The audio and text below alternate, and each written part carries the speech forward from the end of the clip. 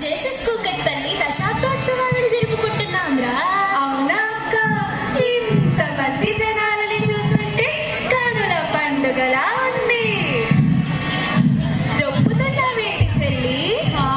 మా తాతయ్యని మంగళి షాప్ నుంచి తీసుకెళ్లి వస్తున్నాను. అక్కడ మా తాత వెంట్రుకలు చూసి బార్బర్ కట్ చేయాలా కౌల్ చేయాలా అని అడిగితే మా తాతవి రెండూ కాదు కలర్ వేయాలి అన్నాడు. ఏంటి ఉన్న 8 వెంట్రుకలకా అని బార్బర్ ఆశ్చర్యపోయాడు.